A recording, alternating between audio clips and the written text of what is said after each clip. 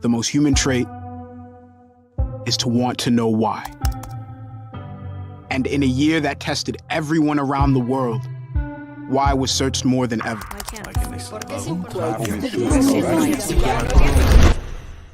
The spread of the coronavirus has passed a significant milestone. And while we didn't find all the answers, we kept asking. Some questions inspired joy, others excitement. Life in the bubble. You love me? Yes. You love me? Yes. You love me? Yes. I don't know what an improper fraction is. Teacher should make $1 billion. We found politician, y'all. Oh my God. Put it on there and start it up for me. What are y'all doing? It's still March. How many days in March? Some questions made us cry. You know, we've been through our ups and been through our downs. I think the most important part is that we all stay together throughout. I love you guys. Some made us worry about this spinning rock we call home. Fires were detected in the Amazon rainforest.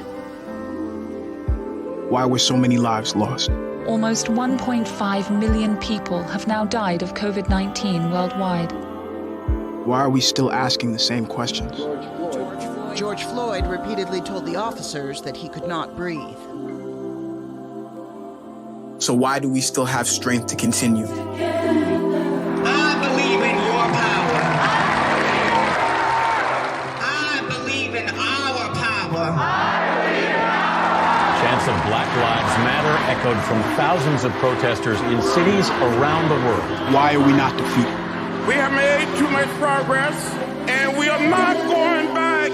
We are going forward. Planes are starting to arrive in Beirut, full of international aid. Firefighters from around the world arriving in California. There are over 100 coronavirus vaccines in development worldwide. This is one of those times when people look out for one another and have each other's backs. We kept going for those who showed us the way. Think about how you would like the world to be for your daughters and granddaughters. Remember, the struggles along the way are only meant to shape you for your purpose. Press on with pride and press on with purpose. Why is it that this year showed us its worst and we still found ways to triumph? An incredible feat for Maya Gabeira. Naomi Osaka, U.S. Open Championship. Can't let Corona stop you. Can't let quarantine stop you. So until we get to every answer,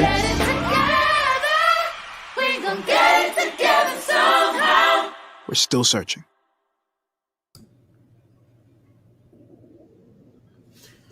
$14 million views and counting in 2 days, Don. It's pretty awesome, Mark. 3 minutes, watching 14 million times is a testament to what they've done.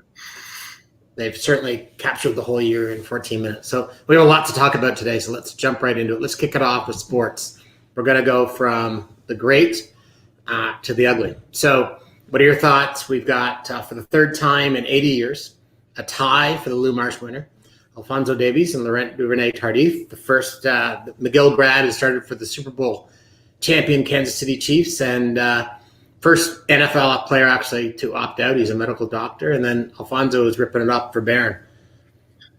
Both phenomenal. I think many would not know either, or more people are knowing more of them. Obviously, the U.S., probably more people would know the offensive lineman, and Alphonso Davies, bigger in Europe than obviously here, obviously playing in a Bundesliga, but obviously great athletes to show we're just not a hockey country. We're a broad-ranging country of great athletes.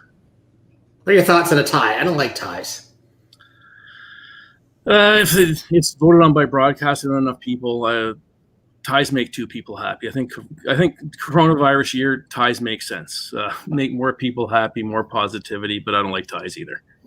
Ties. I'm not trying to be negative, but I'd say this. I think what Duvernay-Tardif did this year, walking away from a Super Bowl championship team and that sort of contract in coronavirus, with all due respect to Alphonso Davies, he's young, he's brilliant, he's one of the fastest players on the planet. He's got a chance to lead Canada World Cup. I felt like his time will come. Yeah, that's ageism, though. The reality that's true. The reality is that the reason he's a doctor is he got the forethought to think through and actually take it off, because he's not becoming a doctor for the finances. So obviously he's he's quite a remarkable individual from that perspective. So sticking with soccer, pretty ugly incident in the Champions League this week. Let's have a quick look at this video. Each match between Paris Saint-Germain and Istanbul Başakşehir was barely underway before it was thrown into turmoil after the fourth official allegedly used a racial slur when communicating with the match referee about red carding Başakşehir assistant coach Pierre Vebo. When you're mentioning a white guy, you never say this white guy. You say this guy. So why when you mention me, listen to me. Why when you mention a black guy, you have to say this black guy? You have to respect each other. Come on. Respect. Okay. Players from the Turkish side were demanding explanations for the slur, as well as Neymar and his PSG teammates. It eventually ended with both teams leaving the pitch. UEFA stayed silent for 2 hours, which didn't go unnoticed by fans, before releasing this statement on their Twitter. Took them 2 hours? Surprised it got done that quick. Are you surprised? No, I'm going to give you a little anecdote. Yesterday I was in a meeting, a board meeting, with representatives from across Canada for a volunteer group I'm part of. The president of the Nova Scotia chapter, this group, in a diatribe about equality on the playing surface, not racist, used the term blacklist 10 times. I finally put up my hand and said, can you stop using the word blacklist? It's racist. Blacklist, blackballed, blackout, black this. I understand that coach's feeling.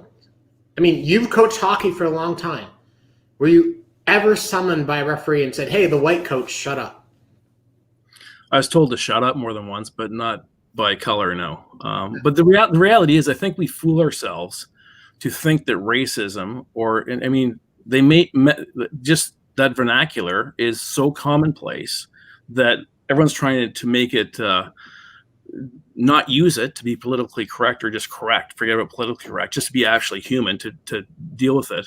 The fact is, it's prevalent. I mean, 20-year-olds today don't believe it is prevalent. They forget the war was not that long ago. Racism is in every single country. We have a long way to go. Thankfully, this year we've moved somewhere.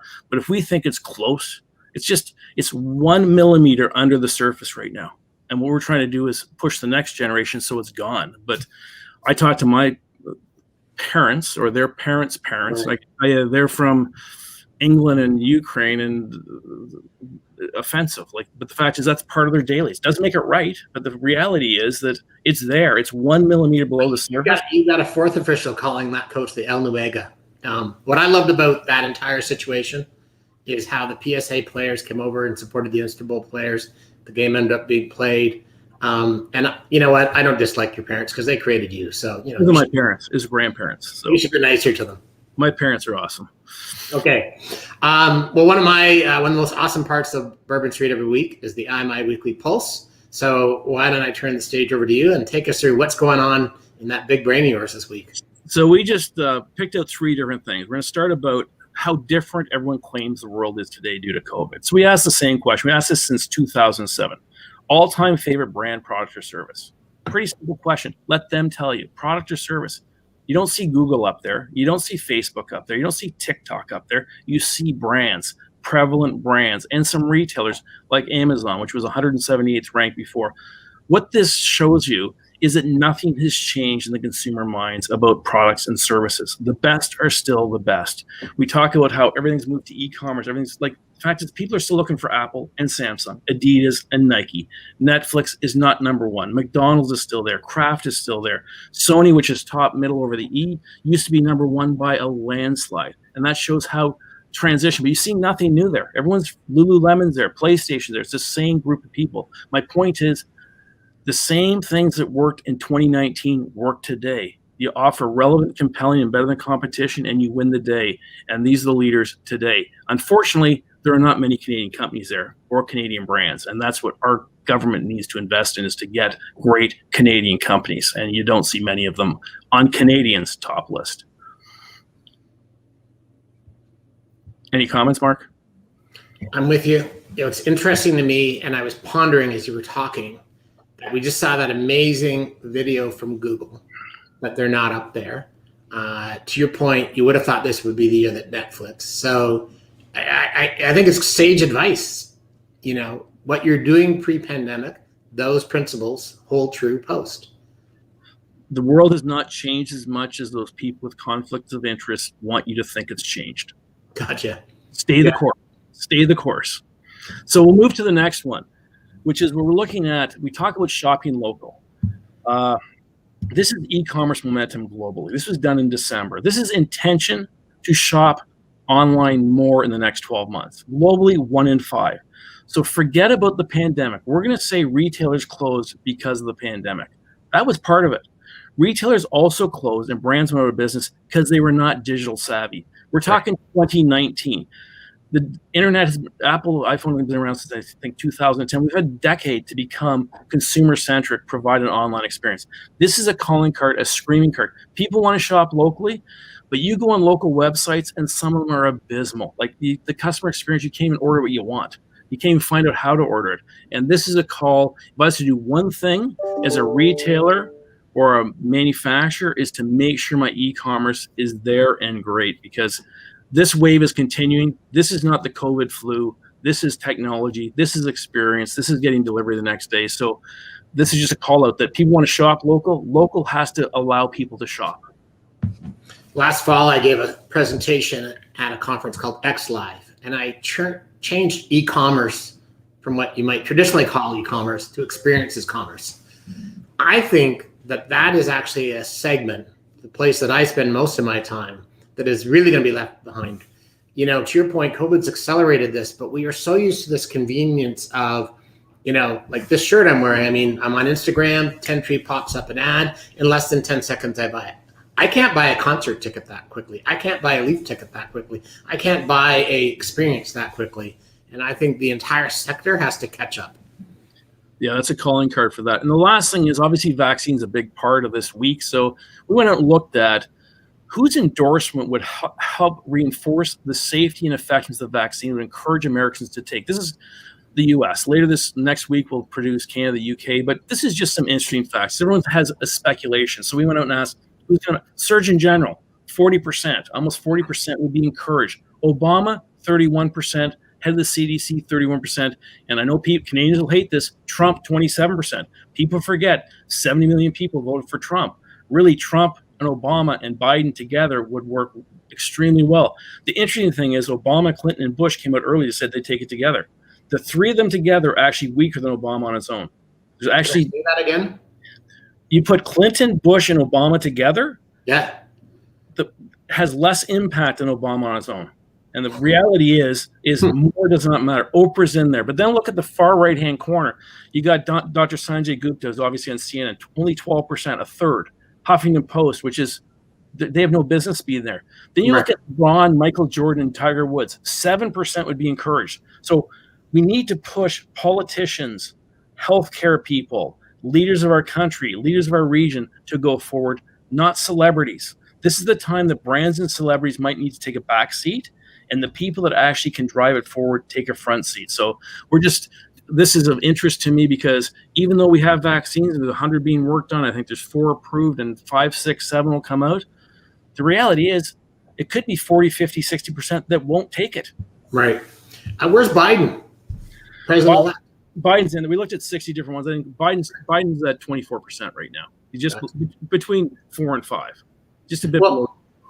You mentioned vaccines, so let's talk about vaccines. And you know, maybe to kick things off, let's meet a woman named Margaret Keenan. Just going to be squeezing your arm, okay? Okay. Relax your arm for me. Chill.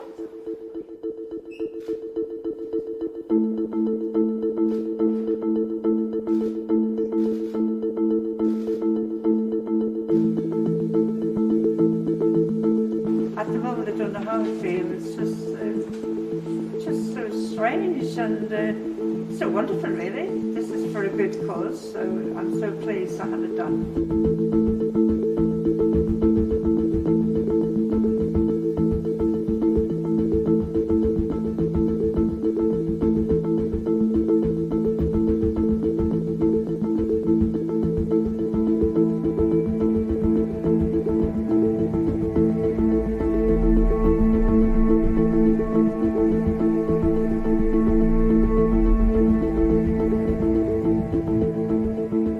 terrible, terrible disease. So we do want rid of it, you know. So anything that helps is a bonus, isn't it? Really.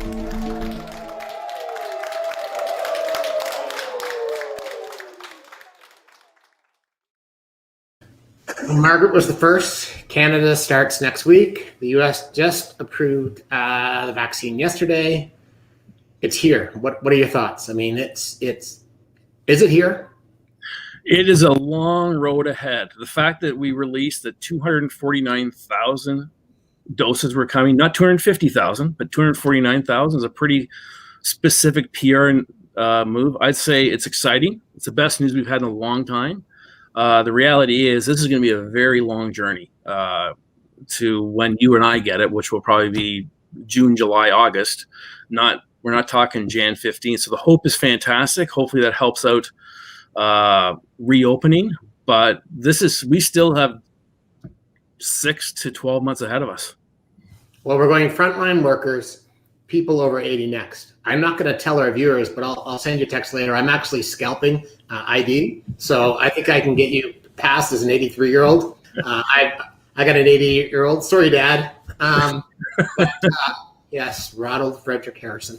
But, you know, so to your point, it's going to be a long road ahead. Let's think about some of the implications around, the vaxxers, anti-vaxxers. What do you think is going to happen to protocol, shopping, restaurant, teaching, schools, events?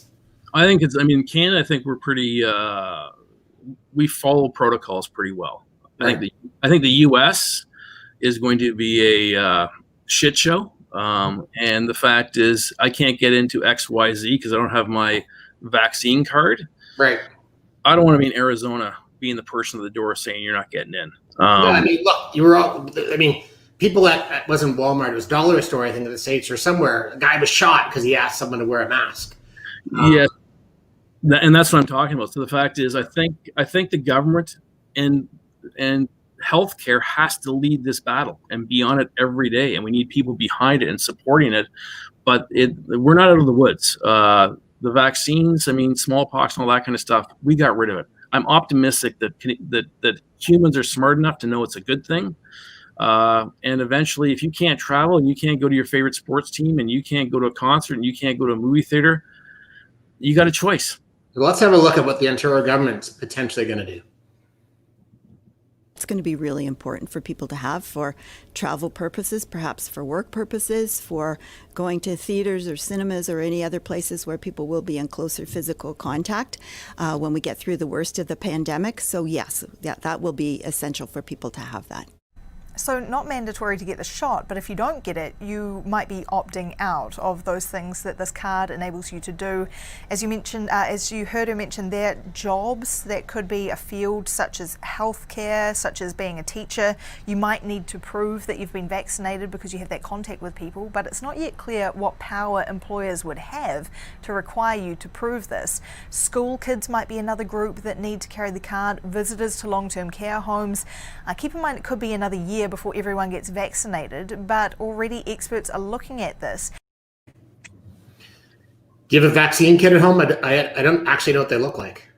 No, I have no idea, but we can focus on the negative. This is really positive news. Yeah. And I think we got to embrace it and get moving. And this is a time when we needed positive news. I loved, so the U.S. Postal Service since 1912 has done a pretty unique program where when kids wrote letters to Santa, employees at U.S. Postal Service would open them and read them aloud. And the employees would actually often buy kids the gifts that they were looking for. This year, for the first time ever, the Postal Service posted these online. And if you want to help out a family in need, you can send a Christmas gift. But, not surprisingly, a lot of kids are asking for something quite miraculous, and that's a cure. Yeah, I think it just proves that no one's immune, and this is impacting every person that can walk, talk, read, write, because it's in every single conversation, every day, everything going on. And you can see by this letter, which is fantastic, is young people putting the cause before themselves, which is, if more of us did that, it'd be fantastic. The next letter made me howl. The PS is just classic. I'm sorry if I've been bad. It's really hard because of COVID-19 and online school, brackets, school in general. I'm trying to be good. Hope you understand. I'm pretty sure young Donnie wrote that letter. I was going to say, did you write that? It looks like you're writing a bit. It is, absolutely. So, one of the things we love to do here on the show is have entrepreneurs every week. And this week, we've got a very special entrepreneur who I want to welcome to us. And that is Naz Ufeld, owner of Time Studio and a former T1er. That's why you named your studio with a T, right? Of course. No other reason. How are you, Naz? Very good. How are you guys? Thanks for having me. Where are you? I'm at home. All right, in the mobile office. There you go. So this is an unbiased plug. You have taken over all of my flower and gifting needs. And so tell us a little bit about your business. You're a young entrepreneur. Maybe just start with the background. Tell us about Time Studio. Yeah, for sure. So Time Studio is a floral studio. We're just around 2 years in the business. First, we just kind of only did events and weddings. All the co-founders also had other jobs. But now, with you were cheating on me? Is that what you're saying? You were cheating on me when you were working at T1? You were doing this on the side? Is that what you're saying? I was learning. I was learning. I'll shut up. Getting the experience I needed. But with COVID, of course, a lot of things had to shift. So now we're kind of branded or position ourselves as our one-stop floral shop where, you can get your everyday needs or special presents, as I've given some for you there. And then we still, of course, are doing events. All of our bigger events, as everyone knows, has unfortunately been canceled, postponed, hoping for some good news for next year. So I see you're at Stack Markets. How's that been and how long have you been there for? Stack Market is working very, very well for us. It's our first ever storefront. We opened there on July 6th. I've been there since. Stack is like such a great, is a great opportunity just because, it kind of allows you to experiment. I don't think Time Studio was ready at all to take a big commercial lease. This one was we're there for 9 months as of now, right until March 2021. And the studio's ready to go. So it's a low risk opportunity that we were willing to take. And as of now, we are extremely happy that we took that risk. No love there for fellow former T1er Sabrina Carr? No, of course. I didn't want to go into much detail there, but Sabrina reached out to us. She saw that the business was growing and then she's like, do you want this spot? This spot is really great. We saw it. I remember we walked into the unit. I looked over to Quan and Off, who are the other co-founders, and we both smiled and we're like, yes, we're doing it. Magic. What a magical. Yeah. How has the lockdown affected your ability to reach customers? Obviously, you have a state-of-the-art website. You have this new retail location. How do you play off each other? What do you find happening? How's it changed over the past 6 months? It's kind of interesting for us because, we opened a store during COVID. So, all the mask, the sanitizer, we kind of knew going into that. So we didn't get to experience that shift. But right now with the lockdown, we've always had a lockdown backup plan. But when we created this experience of the storefront, we wanted to involve customers as much as possible. We want people to come in, choose a few flowers for their bouquet that they want to give to their special someone or for their home decor. We, of course, now have completely lost that, which is a little bit sad because, we really like that experience that we were giving. And we knew that was helping us, turn our customers to regular customers who wanted to be part of that experience. So that's completely gone. So a lot of things are done through email right now and through a lot of Instagram and just constant posting. But hoping that, lockdown will be eased soon, maybe limited capacity or something, but we'll have to see. It's kind of the ultimate boot camp or training camp for a young entrepreneur in a way, isn't it? You're literally starting I'm three times older than you. You're literally starting at the worst possible business situation in my memory.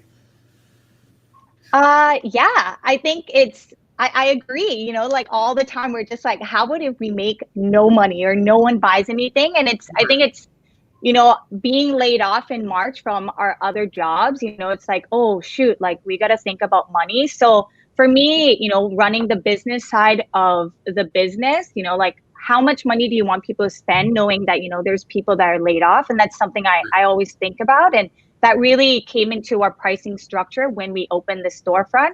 But I think, this is a great learning opportunity. I don't know if there'll be another pandemic that we have to go through for Time Studio again. So I got a question. Being an entrepreneur is what do you love about it, and what do you hate about it? What do you never want to do again? What do you love about it?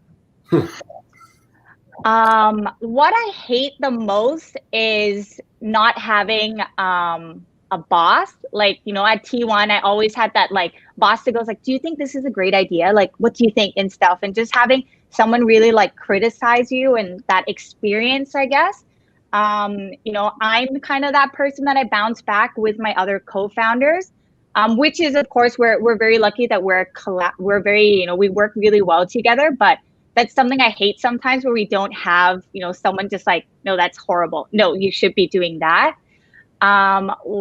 Thing I love the most about being an entrepreneur is, the reward you get from people legit just coming into the store and saying, this store is freaking beautiful. You guys are doing a great job. And you're like, man, that hard work paid off. That's great. Yeah, I loved your sensitivity to people being laid off. You were obviously in the hospitality industry, and that's been devastated.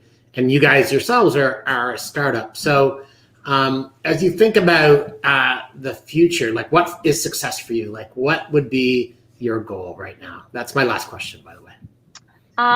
My goal is to have another storefront. Nice. So we're able to really offer the experience that we want to offer now, knowing what we know after opening Stacked. We definitely want to expand in that way, knowing that, selling florals in a store works. And of course, to kind of, fulfill all of the floral dreams of our 2020 clients who's had to postpone for either 2021 or 2022, who believed in us like right from the start. I remember when they, signed the estimate, we had like 300 followers. We were just, please, please, please. So that's something I definitely want to see in 2021. Yeah. Best of luck, kiddo. Thank you so much. Great being on. Thank you. So Don, we're going to wrap things up today with one last piece of video from Tim Hortons before we do. Any final thoughts from your end? Bring on the vaccine. Let's get it going.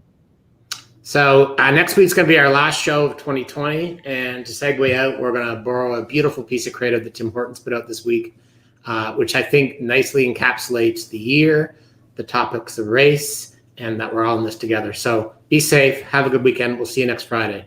Be well. Do